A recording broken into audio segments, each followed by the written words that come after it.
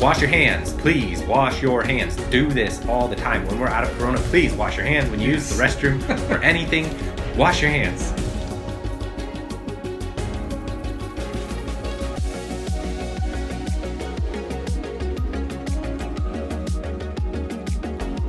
Welcome to the Escape News Podcast, and I guess we don't say I'm your host anymore because we didn't do that last time. We're your hosts. We're your hosts, and we're in the same place. This episode and the next episode are all about Corona. Well, sort of. Yeah. The second one indirectly. Might as well talk about the Spanish flu and get the facts straight before you start spouting your conspiracy theories. Leave that to us. Yeah.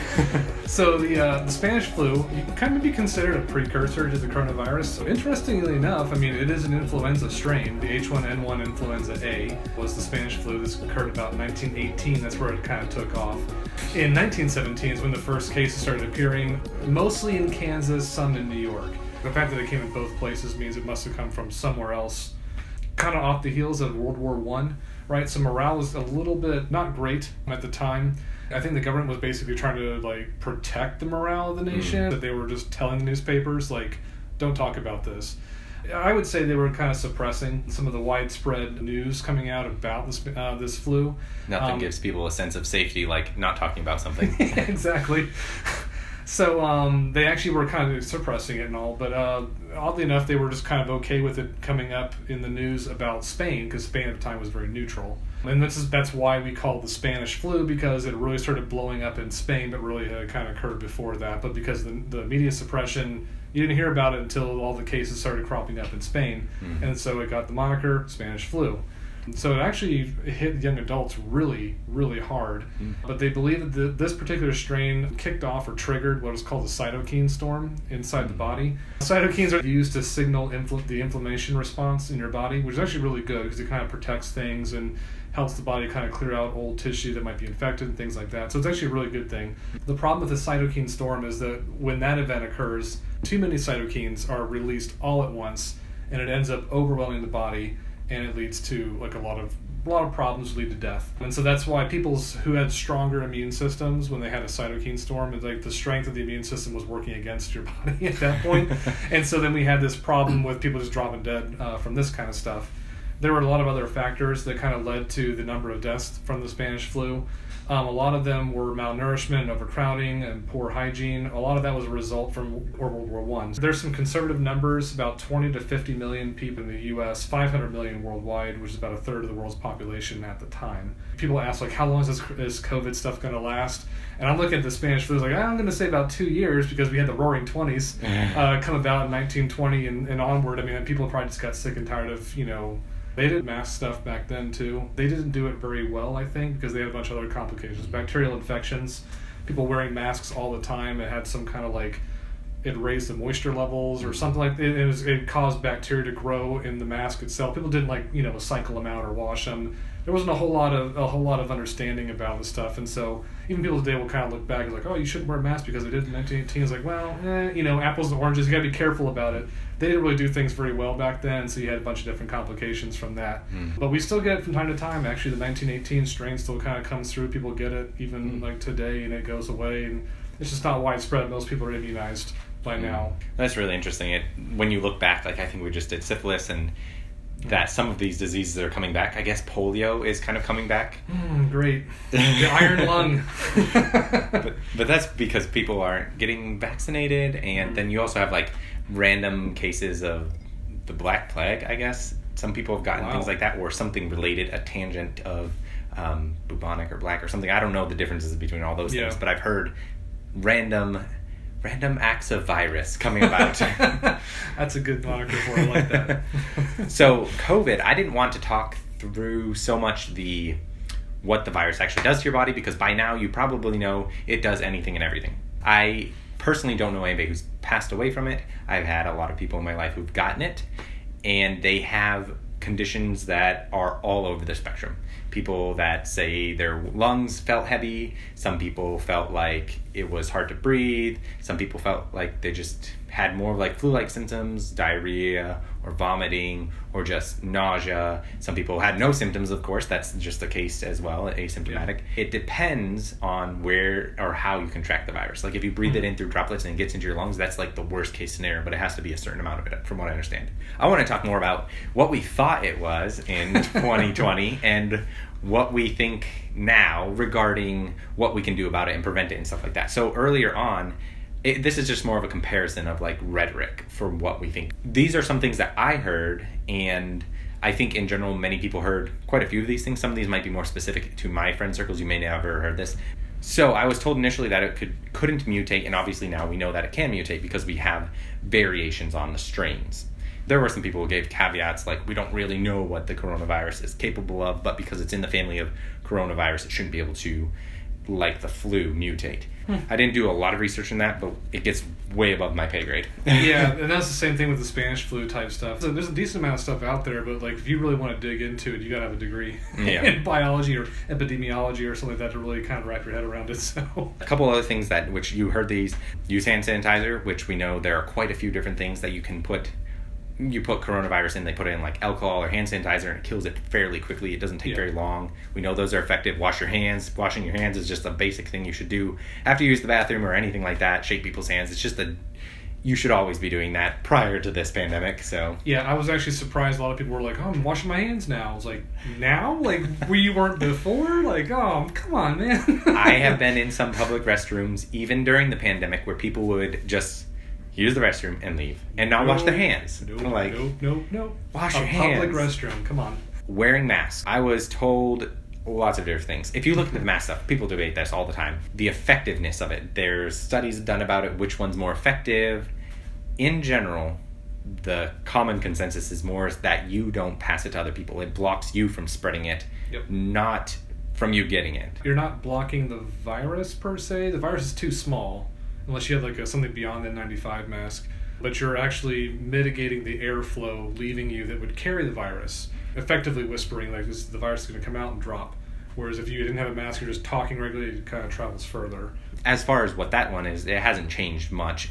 People are still debating it, but what it does is I think people understand now that it's more about prevention of you spreading it than it is you not getting it, because you can wear a mask and you're still going to get it. It's still there. The 6-foot rule, that one, I heard originally that it was supposed to be a 15-foot rule. Wow. Which would have been really hard to do. Very hard to do. I don't see that happening. I mean, honestly. The lines outside of Sam's Club would have been extremely long. Yeah. So thankfully we settled on a 6-foot rule. It seems somewhat arbitrary. I know there was some research done on 6 feet versus various other feet, but it does seem like it's somewhat arbitrary still to this point. Mm-hmm. It's still good to just be distanced from each other and spend less time in an enclosed space. Disclaimer here, though. This is for entertainment purposes. Don't do what I'm telling you. Yeah, exactly. This is not financial advice. Yeah, even if I believe this. Yeah, we're not fiduciaries for you. So. Yeah, and you go and do what I believe. I hold no responsibility. You can do whatever you want to do and believe whatever you want to believe. But I'm just telling you what I've done research and come down to, and I've talked to different scientists and people like that. This is where you get into debating what we should do about the virus. Mm-hmm. Initially, if you remember, back in 2020, early 2020, not everybody remembers this, but we initially said, let's slow the spread. The idea was that everybody was effectively going to get it, and we were going to slow the spread of it. Now it is literally stop the spread, shut down everything. So that is a huge change, and that didn't change from this year compared to last year. That was more of like the beginning of last year. By midsummer, I think, is when they really like put that into place, where they were like, we're going to lock down stuff, and that's a huge change because that changes your life and what you do. Yeah. I'm not sure what the reasoning for that is. I think because so many people died of it, and they probably said, well, it's not worth people dying for, so we just need to like stop the spread altogether. I don't know why the rhetoric changed. But it's not really a tenable solution. Yeah, I get we have a better technology now than we did then, but it just felt like anyone tried to do, it didn't have really any perceivable effect. Let's flatten the curve. We're going to kind of slow the spread kind of thing. And it's really just because they didn't want hospitals overrun all at once. Mm-hmm. I don't really see us being able to stop it completely. It has to run its course. It's going to rip through the population, and that'll be the end of it. That might be something to do with like how we viewed the vaccine. Initially, it was vaccines take a very long time to produce. Suddenly, we have a vaccine, and now whenever that may have came about, when we were like, hey, we can produce a vaccine this year, that may have pushed up the rhetoric to be like, we're going to stop the spread. That may have caused the change. I don't really know. It's a good point, though. It does seem to be like a concentrated effort by it's like an optimistic one. Yeah. I mean, honestly, I don't know, like, because this vaccine is different than other vaccines, right? The other vaccines is you give you like a weakened strain of the virus that's close enough to the actual strain they're targeting. Your body easily dominates this weaker strain, produces antibodies that work just as well against the actual strain, so then boom, you basically have immunity.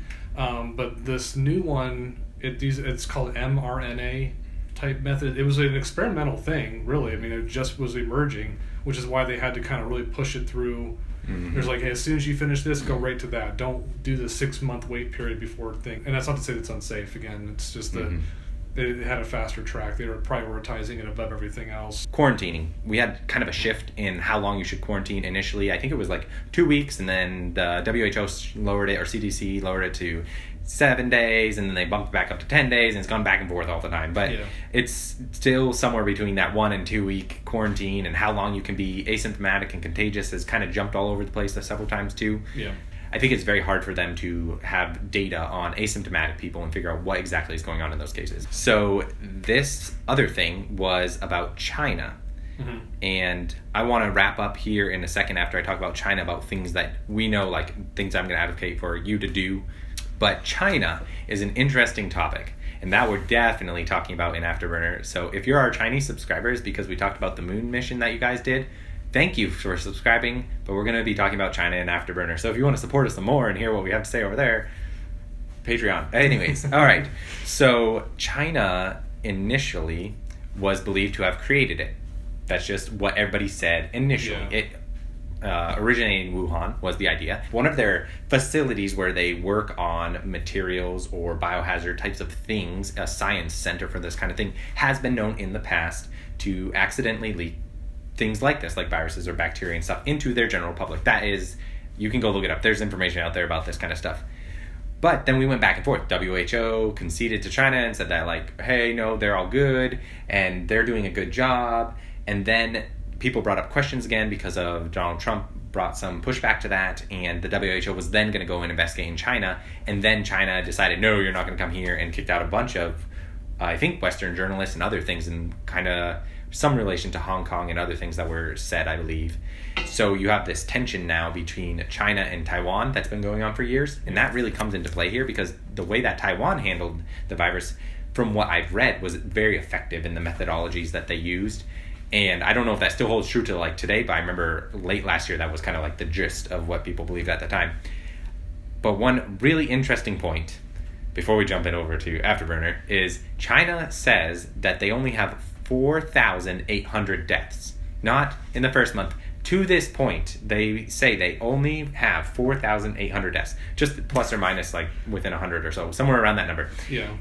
And the U.S. has like 220,000 or something like that. Close to 300,000. Yeah, almost 300,000. That's our trajectory. Yeah, we're recording this a little bit before, so we'll probably be at that pretty soon. As Westerners, we're not prone to believe what China says, and in this case, I definitely call it like that can't be true, because I've done some research, and we'll talk about this in Afterburner. There's plenty of information out there to say that that is definitely not true, and they are having problems over there. So we'll talk about that again in Afterburner. Yeah. So hopefully that gives you some information. Here's the things that you can do for slowing the spread, stopping the spread, whatever it is might be that your government is now telling you to do, is wash your hands. Please wash your hands. Do this all the time. When we're out of Corona, please wash your hands. When you use the restroom or anything, wash your hands. Oh, man, that is just so frustrating. It's not hard. That's nothing to do with Corona anyways. Like, just wash your hands. Yeah.